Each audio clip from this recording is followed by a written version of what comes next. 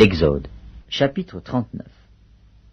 Avec les étoffes teintes en bleu, en pourpre et en cramoisi, on fit les vêtements d'office pour le service dans le sanctuaire, et on fit les vêtements sacrés pour Aaron, comme l'Éternel l'avait ordonné à Moïse. On fit l'éphod d'or, de fil bleu, pourpre et cramoisi, et de fin lin retors. On étendit les lames d'or, et on les coupa en fils, que l'on entrelaça dans les étoffes teintes en bleu, en pourpre et en cramoisi, et dans le fin lin. Il était artistement travaillé. On y fit des épaulettes qui le joignaient, et c'est ainsi qu'il était joint par ses deux extrémités. La ceinture était du même travail que l'éphod, et fixée sur lui. Elle était d'or, de fil bleu, pourpre et cramoisi, et de fin lin retors, comme l'Éternel l'avait ordonné à Moïse. On entoura de montures d'or des pierres d'onyx, sur lesquelles on grava les noms des fils d'Israël, comme on grave les cachets. On les mit sur les épaulettes de l'éphod, en souvenir des fils d'Israël, comme l'Éternel l'avait ordonné à Moïse.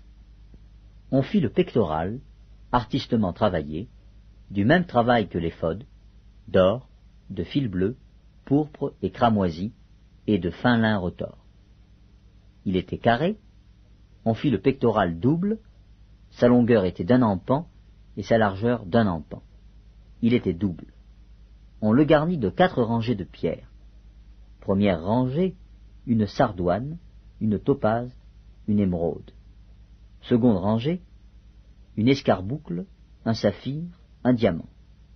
Troisième rangée, une opale, une agate, une améthyste. Quatrième rangée, une chrysolite, un onyx, un jaspe. Ces pierres étaient enchâssées dans leur monture d'or. Il y en avait 12, d'après les noms des fils d'Israël. Elles étaient gravées comme des cachets, chacune avec le nom de l'une des 12 tribus. On fit sur le pectoral des chaînettes d'or pur, tressées en forme de cordon. On fit 2 montures d'or et 2 anneaux d'or, et on mit les 2 anneaux aux 2 extrémités du pectoral. On passa les 2 cordons d'or dans les 2 anneaux aux 2 extrémités du pectoral. On arrêta par devant les bouts des 2 cordons aux 2 montures placées sur les épaulettes de l'éphod. On fit encore 2 anneaux d'or que l'on mit aux 2 extrémités du pectoral, sur le bord intérieur appliqué contre l'éphod.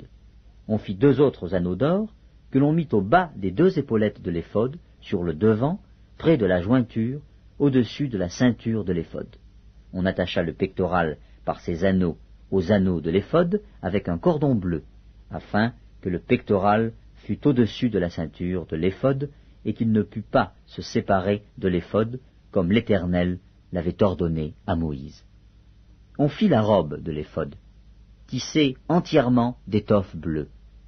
Il y avait, au milieu de la robe, une ouverture comme l'ouverture d'une cotte de maille, et cette ouverture était bordée tout autour, afin que la robe ne se déchirât pas.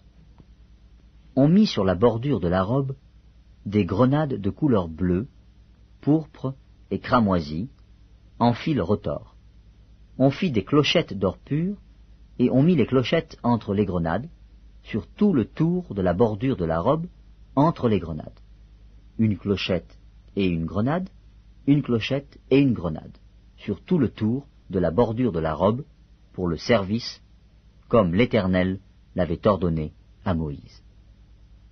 On fit les tuniques de fin lin, tissées pour Aaron et pour ses fils, la tiare de fin lin et les bonnets de fin lin servant de parure, les caleçons de lin de fin lin retors, la ceinture de fin lin retors, brodée et de couleur bleue, pourpre et cramoisi, comme l'Éternel l'avait ordonné à Moïse.